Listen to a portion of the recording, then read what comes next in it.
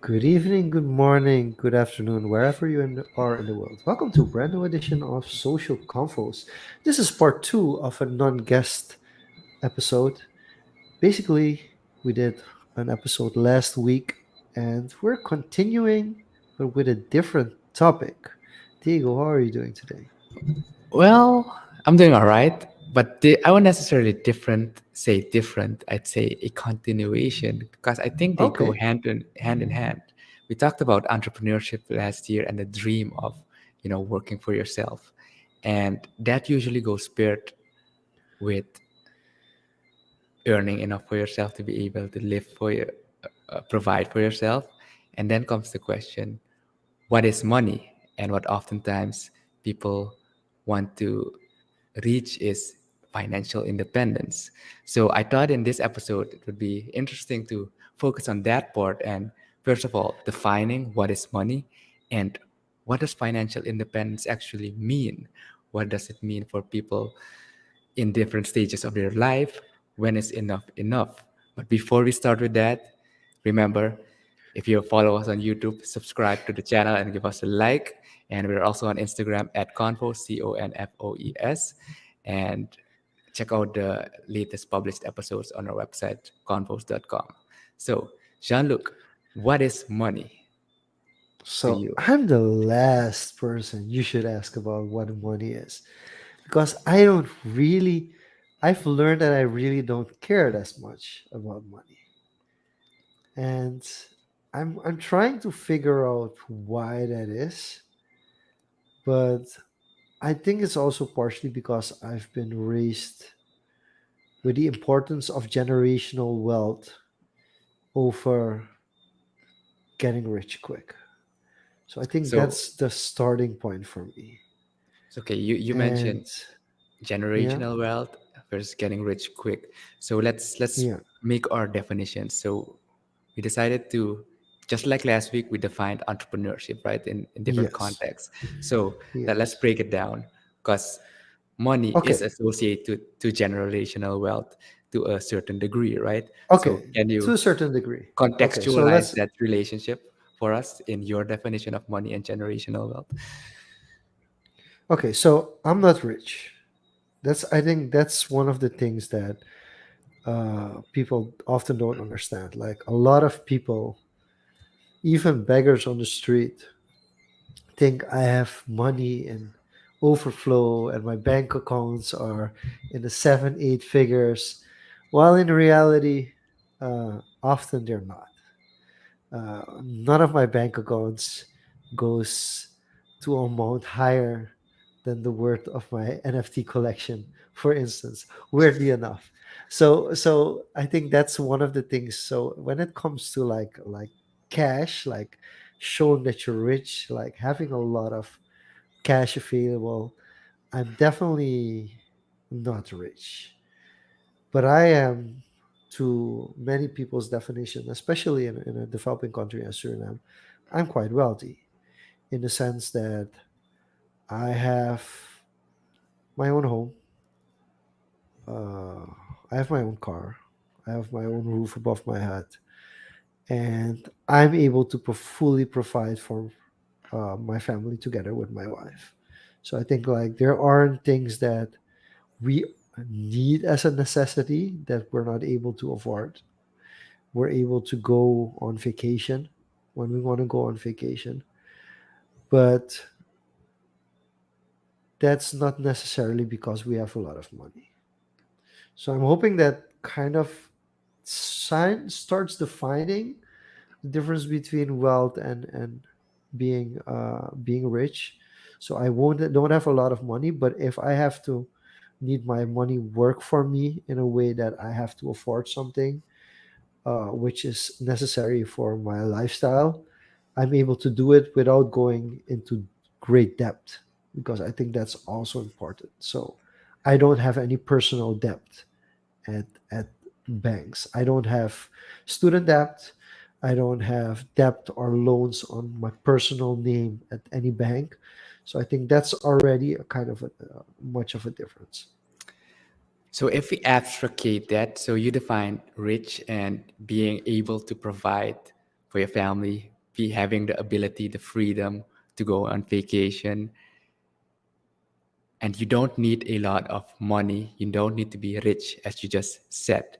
So if you abstracate that into a definition of money, what is money then? If it is, because money does not mean rich, right? So what is it?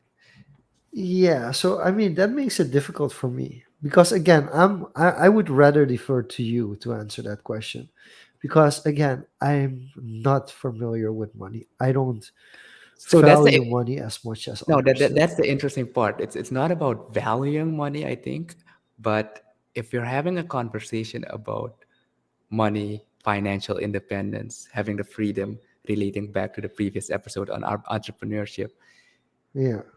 it is important for people to grasp and define for themselves like what is it actually. Money is not rich, but what is it?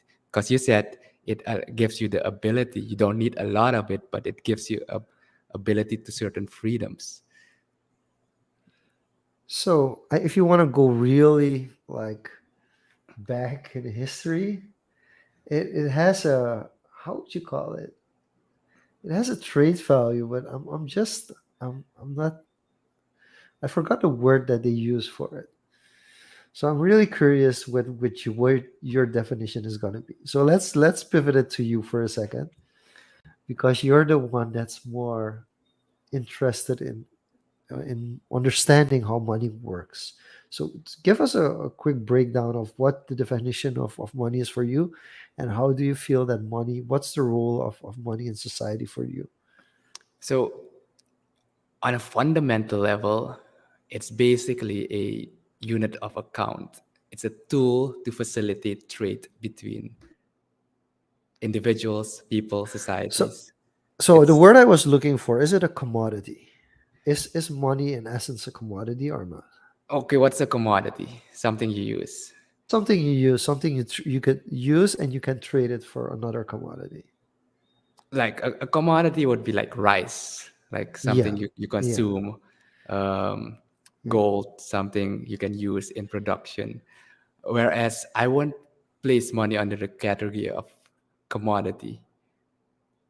Anything can be used as money, basically. Money is just the agreement to use that as a tool to transact, as a reference model, so that both parties agree upon the perceived value of the thing they're trading.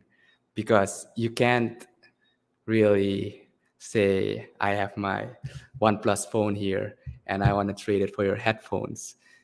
Like it's kind of hard to break that down into actual materials, into the actual commodities that go into making this product, like the glass that goes into it, the electronics that goes into it. So money is just a tool to abstracate that into a unit of account, into a representation of value, so we could trade. So it's a representation of value, right? That Yeah. would be the best definition. Money is a representation of value. and it So should how? and it Yeah. should abide by certain properties to make it more recognized, agreeable, so people can accept it. So if I quickly think, we've discussed this in earlier episodes, I think, but also in the sub podcast we did, uh, the Dutch podcast we did, 21 BTC, and that goes deeper into the definition of money. But basically, the properties of money, it should be one, recognized, so people should accept it. It should be divisible, so it should be able to go into smaller pieces so that I don't have to break this Okay. phone into two Yes, makes pieces. sense. It should be durable, so it should last over time. It's not that I put it out in the rain and it deteriorates. It should be portable. It's not that I need to lug Okay. out like, um, 5 kilos of this whatever commodity we're using, 5 kilos of glass every time I want to go buy a piece of bread. and it should be uniform so that the one piece basically fungible. You know all about fungibility. So Yeah. one piece So can be tradable, tradable okay, to another thing, and it should be basically acceptable. So those are the most important properties, I think, thinking out loud. okay, Uh, but you've discussed the properties, right? yeah, And now I want to know, like, who decides the value? the How value is the is value decided? the value is decided on the traders, the people that exchange. So, and value is different to each individual. So if we simplify a society to two people Yeah. and maybe a small community of five people, and you think you can do more with my phone, but I want that exclusive experience from your headphones. So I value the quality of sound to be able to listen, experience music to a higher degree than be able to scroll on Instagram. So that would be, it's a bit extreme, but that would constitute to a higher degree of value. So value is very subjective to the individual, but because you can um, abstracate it to a unit of account, and as you have more individuals in society to trade, it gets decided on the market because you don't need to think, I need to find someone who wants to buy my glasses for this, whatever it So is, if this it's is it's brush. like there's a general understanding that everybody agrees upon the price in essence. They don't per se agree on the price, but as you get more transactions, you have a better point of reference of, all right, so because this is in less supply or this is in less demand, it should be quote unquote worth less than the other thing. But maybe if it's high value for you, that's a good deal for you. So the price and value are not the same. Okay. So in the past, and I'm talking about centuries ago, there was a trade going, and there were different kind of commodities being used as a method of payment. So Yeah. those are So like the predecessors of money. basically the barter period. And Yes. you could define that as money, but they were lacking in certain properties, which is why they didn't Oh yes, last. of course, Right. fair enough. So in the definition that you gave and the properties, they wouldn't be considered money. So when did it really start money becoming like according to the properties? When could you give a like an indication of what time in history money became a thing? So there's no set time in history, but if we look at the history of the evolution of money from the barter trade to, using commodities, using glass beads, using just bartering, to precious metals, copper coins, silver coins, gold coins, and eventually every society or most societies in the past kind of gravitated to gold and silver to a lesser degree. And because that was very hard to replicate, or quote unquote, it was more scarce. It was harder to create more of. So you couldn't suddenly increase the Is supply that and, is and that devalue it. to make sure is that to avoid inflation already at that early point in time Yeah, or yeah. yeah? Okay. Basically, inflation is just inflating something becomes bigger, the quantity becomes larger. So if you go back in, I think the tribes in certain parts of Africa used to use glass beads before the Europeans came, and because it Yeah. was so hard to create for them, it had high value, right? So they could Oh. store the value there within Okay, that small because community. But as the Europeans, I think it was the French, started invading, and they had a method to produce glass very cheaply, they could basically come into that community and just inflate the supply of the money, which was glass, and basically control the whole market there. So that kind of eliminated the use case of glass as money after the introduction of glass by the Europeans. hmm. Because So I'm wondering, the thing that I'm actually wondering is like if the way money is structured now, if you're the bigger party or person within a group of people within society, and you're able to accumulate more money, basically you get to decide the price of the no. certain currencies. What is missed in that thought perception or that idea that there's no way for instance smaller countries to have a strong currency? Okay, so repeat that again specifically because you started off with something different of one person deciding, and then you transition to a country. So yeah, I try to make it easy, but like let's get it on a national currency level. And for nations which have a small economy, how could nations with a small economy be able to provide a national currency that rivals the rest of the world? For instance, I don't know if I remember correctly, but I think the Latvian Let is stronger than the euro in the US. I know I'm not sure if it's still the case, but it used to be like that. In what context do you mean stronger? So, like, this is like As important in in the like definition. one unit is worth So, more. basically, the exchange rate of one unit to the Yeah, the other unit. exchange rate. Yeah. So, you could argue, you talk about national uh, currencies being able to rival that on a superpower, which is maybe far fetched. But if you look at the currency exchange rates, as you just mentioned, take Somalia, for example. Somalia is basically an anarchy. There is like the division of government there. There is basically no proper government. Yet their currency, the Somalian shilling, is over time is worth more dollars than the US dollar because of all that anarchy. There was no government to inflate, print more Somalian. So there was a big supply within that community. However, it can't rival other countries as a superpower. In local context, it's stronger, but it can't rival other countries because it is not recognized or acceptable in other areas of the world. So that's the drawback there. So yes, a national currency I think can be strong if it's just not inflated at a rapid rate. But then there's more like complexities that goes into that. If that clarifies it a bit.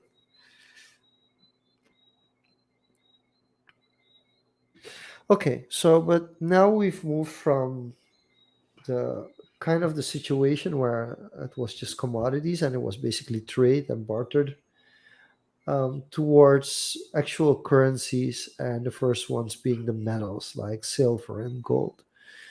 How did we get to national currencies and why did we get national currencies?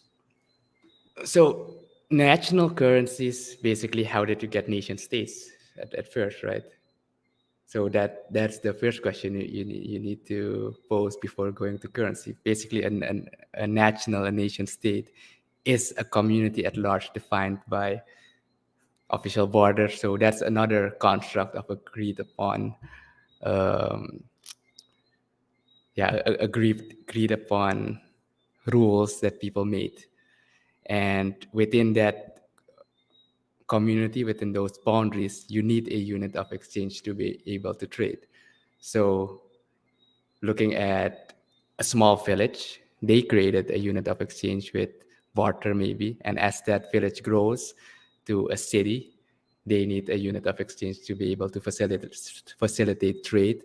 And as you grow and there's another city popping up in other areas of the world, you need to be able to trade with that other city. So those cities need to be able to agree upon a unit of exchange to be able to trade with each other. Are they going to use the same thing, or do they use their own thing? So within a localized community, in this case a country, you can have your own currency.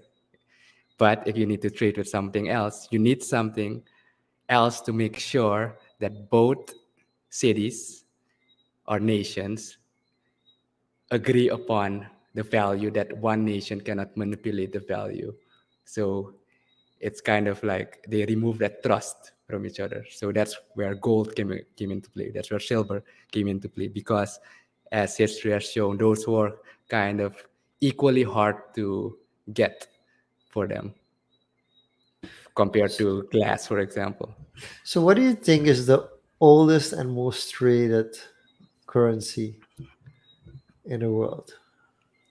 Do you have any idea? Because I just looked it up just out of curiosity.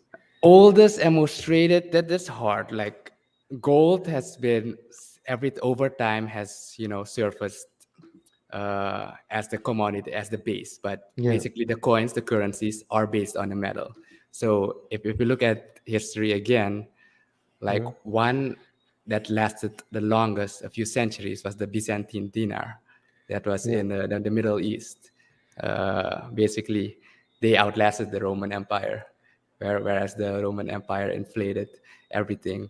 The Byzantine dinar kind of lasted some centuries, and you could still find some in the So black markets. over 2,500 years ago, there were already currencies. There was already trade with actual currencies, right? I'd Because say in the even time of before the that, yeah. Romans, there definitely was already trade. I'd say since you get some formalized societies, formalized civilization with structure, that's when you already have a evolution of currency. So Okay, does that clarify what is money? Well, that this defines the tool, right? So what is money? But coming back to the present day and how that relates to financial independence. So I think having the conversation of understanding what it is and how people interact with it is crucial nowadays, because nowadays, because it's so embedded in society, people just take it at face value. You get this piece of paper and you can buy stuff with it, but not as understanding the dynamics underneath it is quite different. So the two of us could agree on, for exchange, we're gonna use, just doing things for each other as a form of payment, or yeah, you're maybe gonna send me satoshis. I have a lot of tomato fruits in my garden, and we could use that as currency. Again, that's not gonna last. It's not durable. You need to use it, but we could agree upon something to trade between us in a smaller community. So, and I think this is the discussion that I had with my team recently. I think for them, especially for a younger generation, it's they would prefer the money Yeah, you told me because about it. You did the because with marshmallow the test, money, right? yeah, with the money you can purchase anything you want. From technically speaking, not fully, but at least when you have the money, you can Yeah, decide for yourself what you're going to spend it on. Whereas with trade, you would need you need to to find find a the other specific thing that you person at a trade for specific time valuable. at a specific place. Yes. Right? It needs to intertwine time, space, and need to align perfectly, that Venn diagram. Yeah. And for me, it's just going to go to waste. So if I have cash, I'm more likely to give somebody a tip who really worked hard or help out somebody who's homeless with the money instead of spending it on something that I would value, because if I can trade for something I value and I don't have to pay money, I would actually prefer that. So I think it's a really interesting dynamic, and to see how currencies have kind of always been there. Money is definitely not a new concept, but it feels like as information grows and there's more and more information, and I think we're now in the age where finally people are able to understand, like, hey, if my main focus is just the money, there's several ways I can get that. So I have a question for you. Even though you say you don't understand or think about it too much, but looking at it from your domain of expertise, as in Yes. social media, the spreading of information, if you look at history, because those money principles were instilled in kind of isolated, yeah, that's kind of extreme, but you get the point, right? Isolated societies, basically the speed at which information spread wasn't fast enough, so Yeah. you had bigger arbitrage and leverage there to trade. And as the internet came about, as social media came about, do you feel like the understanding of money has become less or increased because of that increase in social media? I would hardly like if you would ask like has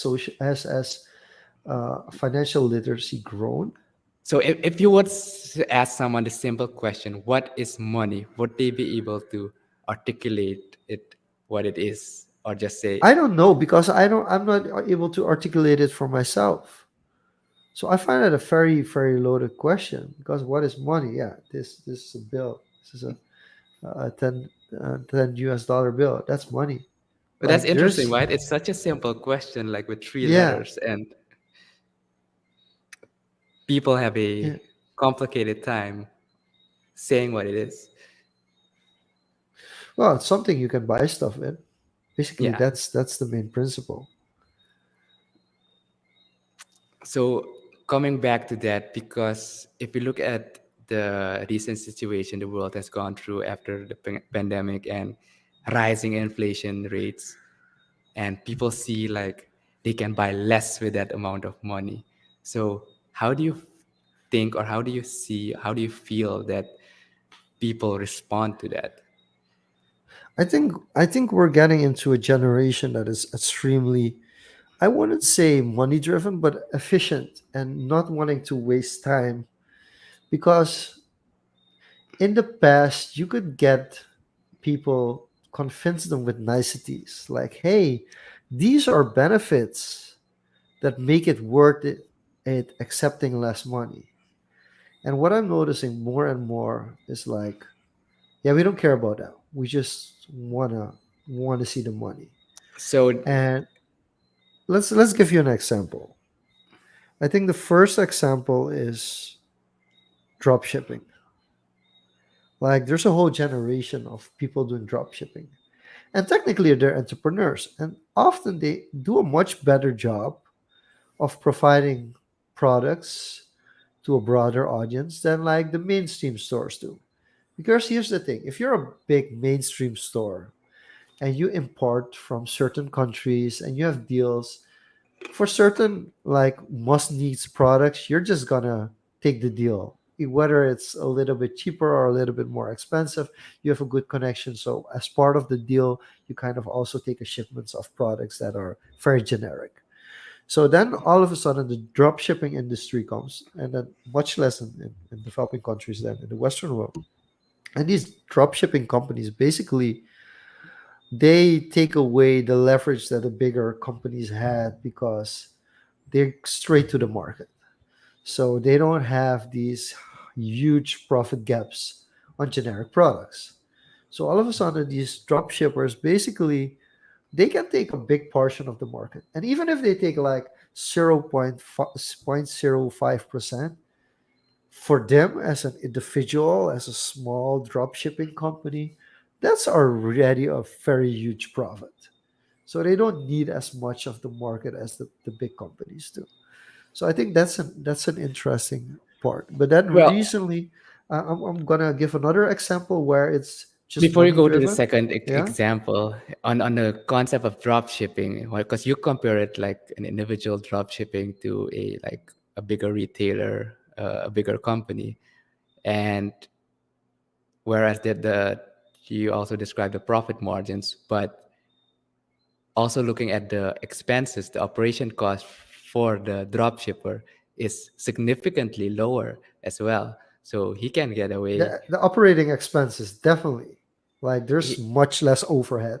he can get Like that's away where it with starts. those margins, right? Yeah, yeah. So that's the other thing to think about when you're running a business. Coming back to last week's episode on entrepreneurship, like what's the trade-offs, and like how relevant are, because it's funny because in the other podcast we had this discussion specifically on a fixed supply society with money, but how does that relate to business? Like uh, one of the arguments was numbers should go up. Your business should do more revenue. Your business should do more profit.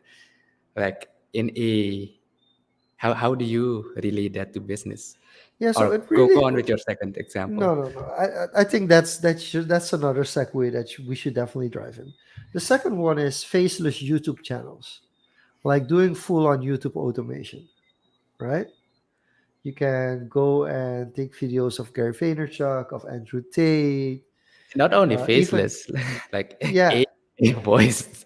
I've seen yeah, even like it's like, and then there's a difference between like Cold Fusion, who really puts research into it, right? And yeah, just page and just channels that basically they help out the big names in the business because technically they're giving those big names free publicity, like free extra exposure, because they're cutting out clips from like these already famous YouTubers and making it into short content. But then again, they're making a lot of money as well from just advertising on these videos.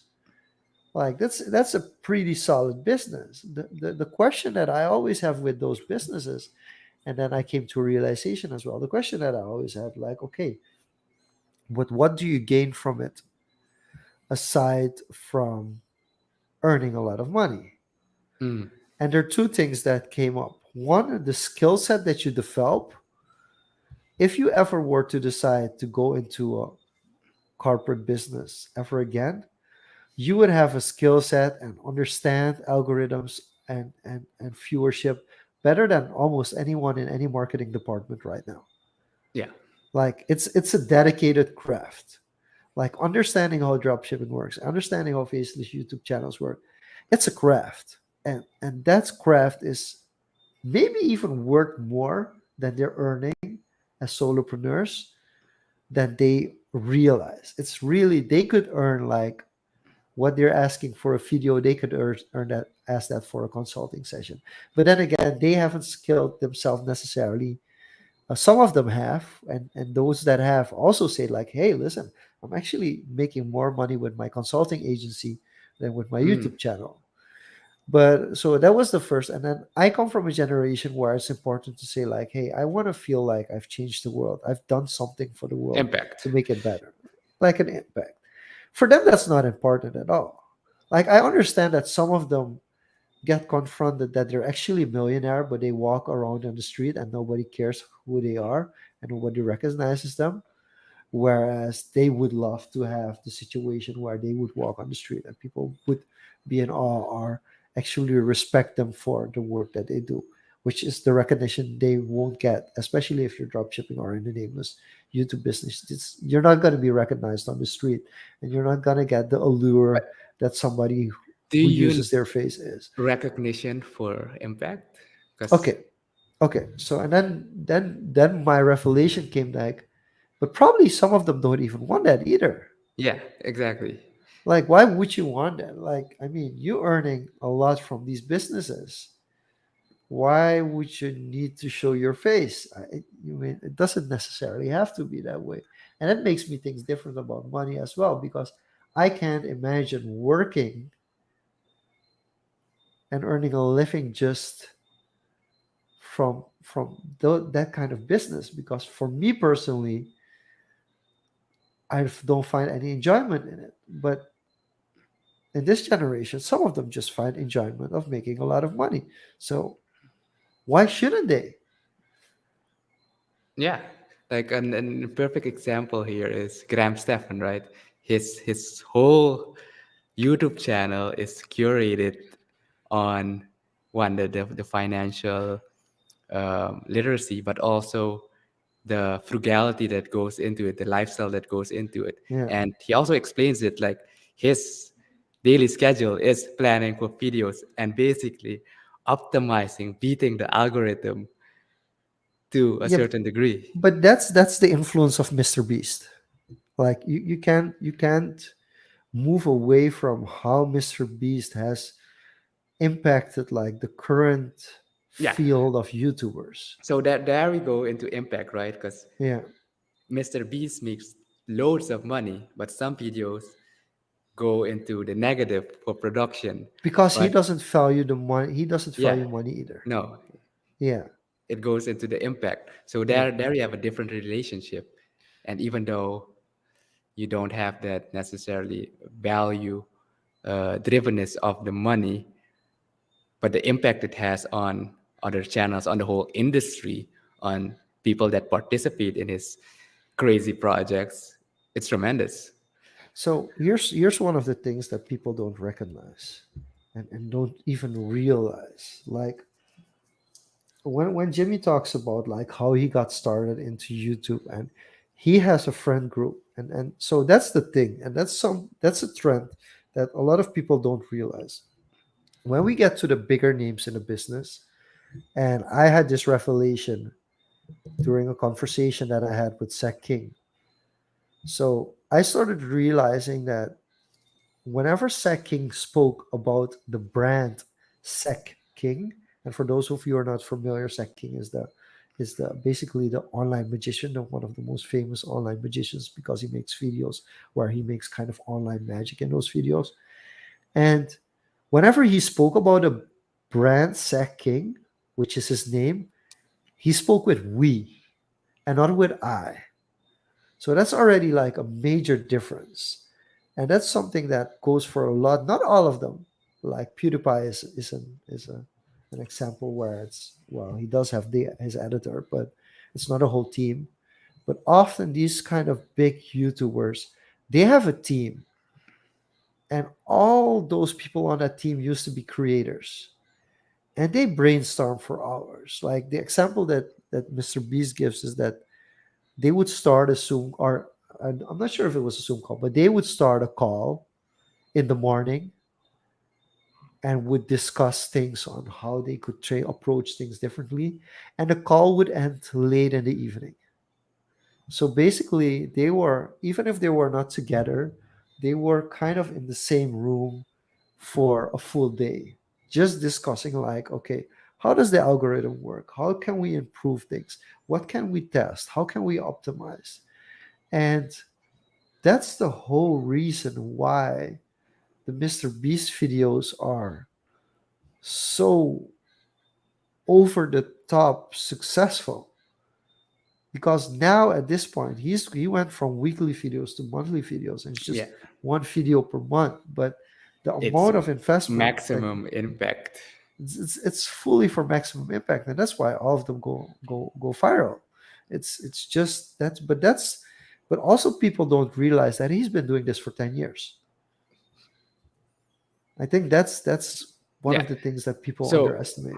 one of the other things that comes up, as you mentioned, he's been doing it for 10 years in having the conversation on what is money, is understanding what time preference is understanding what, as you said, you did the marshmallow test with uh, your teammates. Okay, you have to explain what a marshmallow test is and then the time difference. Both subjects you should Yeah. quickly, So for basically, non financially educated people like myself. Please explain. this has actually nothing or very little to do with the financial education and more about personal desire and needs. So you can even But relate it's this to still habits. financial education. Yeah, so you can even relate Yeah. this to habits. So time preference is wanting something now versus wanting it in 5 years. And the marshmallow test was a test conceived to experiment like how people with different time preferences kind of react, or how they deal with certain things like money or saving or spending or just habits in general. So the marshmallow test is basically they gave kids two options, like one, you can have the marshmallow now or not take it now, but after a week or after a few hours you'll have two or three. So can you delay that need for immediate consumption, that need for immediate gratification, just to have more of it later so you can enjoy more of it later. So that comes to, if you look at the consumption of social media as well, a lot of people now have a high time preference, meaning they want instant gratification. As you said, like they want the money now to be able to spend it immediately. Whereas a lower time preference society of or people, and this is, for example, the Japanese are a prime example of that. They're a society of savers. They save, they work hard, and they delay their gratification to even later generations so their kids can have a better life. So that's the understanding of time preference. And how that relates to money is basically, if you have a lower time preference, you save, meaning you don't spend as much, and you kind of want to contain or sustain that value, as we discussed in the beginning, that money is just a representation of value, and you want that value to stay at least the same over time, over a long period, not that the tomato rots or something. So that when you want something, you have that stored energy, that stored work that you did for that money, and you can use it later. So that's a lower time preference. So that's the concept of time preference and the example of the marshmallow test. But then you get into inflation. Yeah. So does it make sense to have when it So comes to a slower time preference, or saying like, how do you deal with inflation in those situations? so that's the $1 million question, right? What is money, and how do you deal with inflation? Yeah, So what the because if the educated, inflation is yeah. higher than the interest, it doesn't So make any sense, what right? the educated people do, the financially educated, because they understand what money is and how inflation impacts their purchasing power, their stored value, they try to convert it into something that maintains that value, that has a that lasts over time, that has a better saleability, basically. So they're either put it in commodities like precious metals or in real estate, but then you remove certain properties right from money, because you can't use the property you own to pay for little things. You can't do 1 square meter of that property as a payment.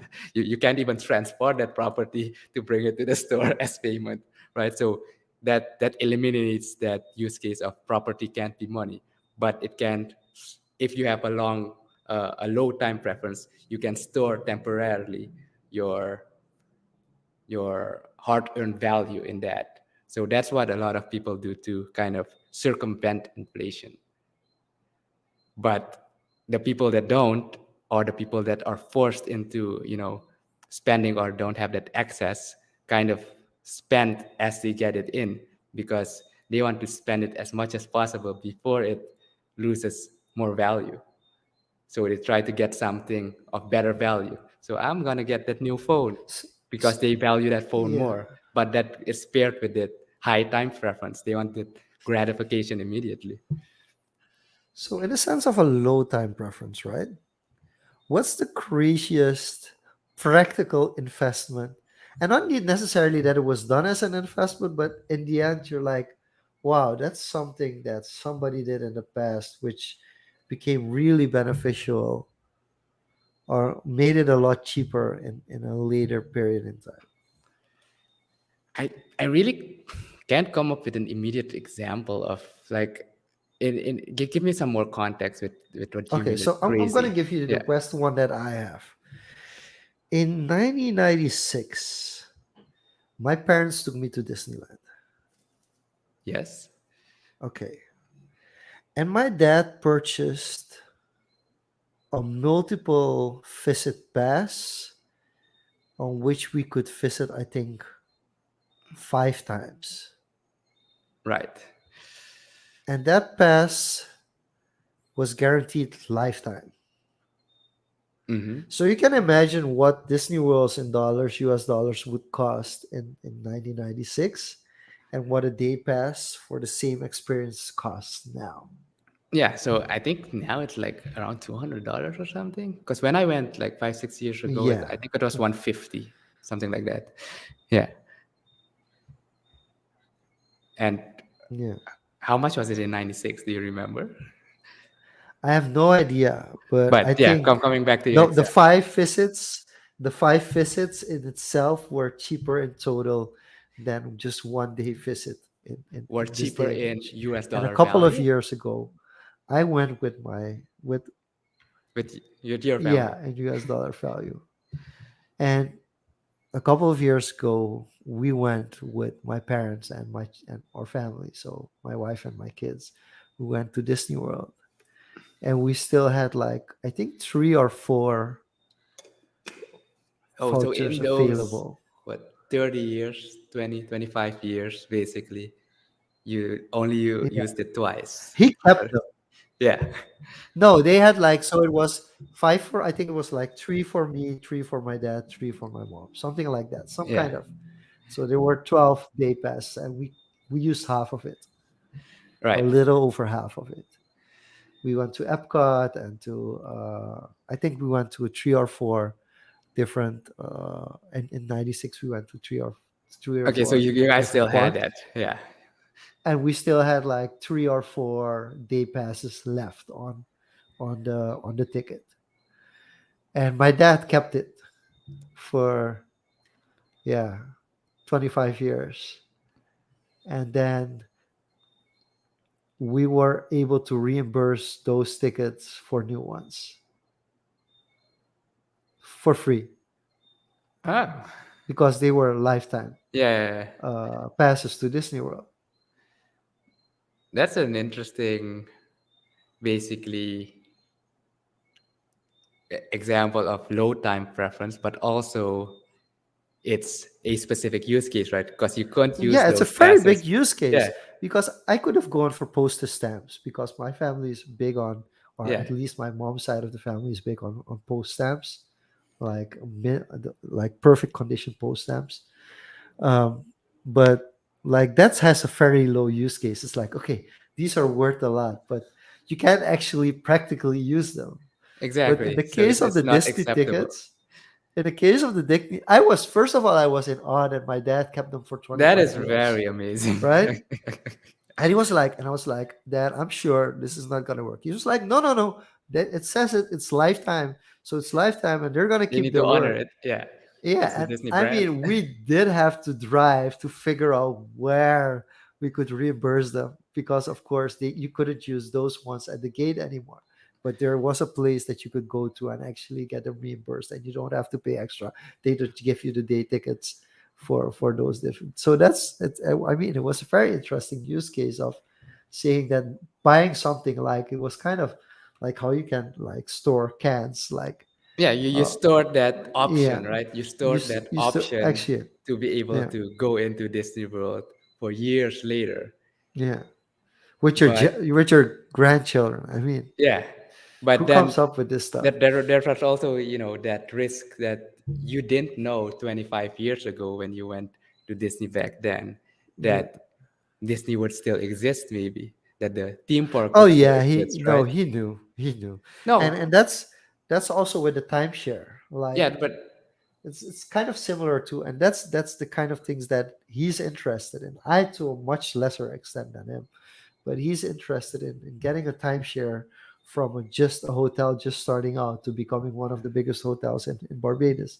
And like the timeshare being more, much more now. If you would want to get the same look, timeshare now, I think I'm missing it. What do you mean with timeshare? timeshare. So basically, a timeshare is where you kind of you purchase a timeshare property What and does then that it's mean connect. when you Okay, a purchase a timeshare is timeshare property? basically you purchase 1 or 2 weeks, or you can even do it by the day. But in the traditional sense, timeshares are either a 1 week timeshare or a 2 week timeshare, where you basically partly own an apartment or a hotel room from a certain chain, whether Mm-hmm. it's a hotel chain or a resort chain, and they're all kind of connected to. I think there are 3 or 4 big ones that are worldwide, and basically you just pay for 2 weeks or 1 week or 2 weeks a year. You kind of own that apartment, Mm-hmm. so you can go there every year for a week or 2 weeks, and that apartment is yours. Or you can exchange that apartment or hotel room for another apartment or another hotel room in another country owned by the same time sharing company. So it is within one ecosystem, right? So Yeah, coming back to the concept of money, that is a quote unquote currency used within that ecosystem that you can yeah, exchange one thing. So that's the fungibility. yeah, Because it's within the same chain, you can transfer from one room to another room. yeah. So So you can that exchange these, and you can basically, wherever you are in the world, that they have those resorts or similar resorts that are connected to the timeshare brand, you can just exchange your room, and you can get it at a rate that's much lower than the usual rate. so that comes back to the definition of money we had in the beginning, right? Why I believe it is important to ask this question and kind of have conversation around it to understand it, because you can apply it in so many facets in how you interact with purchases, how you interact with options of going on vacation, how you interact with going to Disneyland, basically. Yeah. Having that basic understanding and kind of, delaying your gratification for later, for a later time when you actually value it more, kind of works in your favor. So So I quickly want to go into to Danny's comments on, like, it used to be a hype thing, and it's definitely for families that vacation at least once a year. So I think that's it. You're able to, like, um, save up. Like, if you have like a timeshare of a week, you don't go for a year, and then the next year you have 2 weeks worth of timeshare. So that's an option. But I feel like in some sense the timeshare is similar in demise of popularity as to having a vacation home, because it kind of commits you to doing something. Whereas a timeshare maybe is a little bit more flexible because you can go to other properties, and a vacation home is really, you have to go there.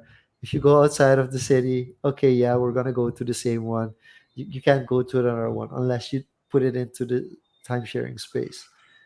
Um, and I think a valid point by Danny. A timeshare is not that you actually own that property. yeah, You're you buying own the the right. rights to use the property. So I think in that sense, times share is more flexible than having a vacation home. But in the end, it's the same thing. You're basically committing to a certain style of vacation for a fast amount of time. No, that's a nice example of, having that lower time preference and delaying Yeah, gratification to a later time. So to bring us back to the main topic, and the the tail end of the topic was, first we define what is money, and then the road to financial independence. In the last episode on entrepreneurship, we talked about the dream of working yourself. So what is it, or what does it mean? I'll fix my camera in a second, to yeah. be financially independent, and So why are so many people flocking to it with this popular so fire movement?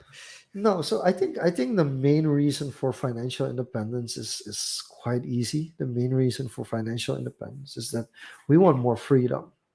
Like, we don't want to be constrained that the amount of money that we earn kind of defines what we're able to do. We want to be free in deciding what we do with, kind of, yeah, with our money. And um, there's a certain threshold. The threshold is to be set approximately around 60,000 US per year, if I remember correctly. Yeah, Like, but if that's you earn, also yeah. basically decided on where you live in your lifestyle, right? Yeah, I mean, okay, if sir, if you're living New York or in LA, You're that broke. won't be, enough. Just rent will kind of kill you off, and food, and just regular daily But and if you weekly go to expenses. Indonesia with that same amount, you're living like Yeah, a I king. mean, it's so. And then if you live in Suriname and earn 5,000 US a month, like net income, I mean, there's really not much you need much more in the world. There's really not. So, like, from that example, it's basically financial independence. It's like, okay, I can freely move and do what I really want instead of having to make decisions whether or not I'm financially stable enough to make that decision. And now I want to know it from your side. How if you look from financial, so would you already mentioned that it depends on where you live in the world, but to what extent do you feel like there is such a thing as financial independence? I think you hit it right on the nail there, and that goes hand to hand in what you value, right? And a lot of people want that freedom, that flexibility, or they want that peace of mind to be able to work on this specific project that's close to their heart to create a certain impact, for example. And one popular movement, for example, is the FIRE movement, which is financial independence, retire early. So they work as hard as possible in the early years to accumulate as much as possible so they can retire and basically do the things they actually want to do when they hit their 40s, 50s, for some even 30s. And But how easy is that though? easy is very relative. So it's about defining first what does your financial independent life look like. Yeah, so what I really want to know is, does this does the financial source dry down if you stop working on it? I think that's one, because like one of the things I've talked about is passive income, right? Yeah. And at a certain to a certain extent, I mean that's lovely, but on the other extent, it dries up quicker than ever. Yeah. Like if you're known within a field and you're making money from something, So if you don't spend time on it, your sales is gonna dry up. And I think this is one of the things that you it's not talked about enough. That it's like you can retire early, but your sources are gonna dry up. Yeah, so that's the thing. You need to be able to project it into a low time preference. And we talked about efficiency, right? Uh, Briefly before. It's all about efficiency and how you're going to allocate that. And what does one, your financial independent lifestyle look like, but also how long can it last if you have accumulated. And I would say you don't necessarily need to spend a lot of time on that, but you need to be efficient and very realistic and practical about it.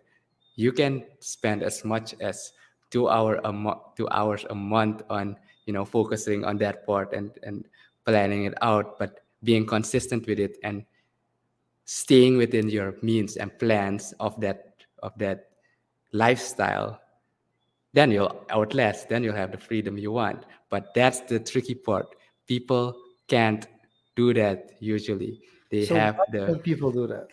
the it's just So an example, how human what's a nature, good as in one is habits and also that time preference. So that those are two things. It's very hard to remain consistent.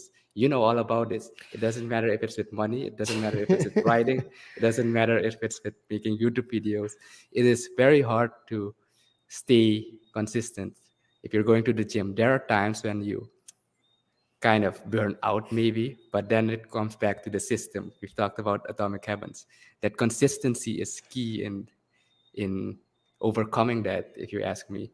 And then the second part is having that low time preference to kind of be able to transfer your current needs or not your immediate wants into later higher value use cases.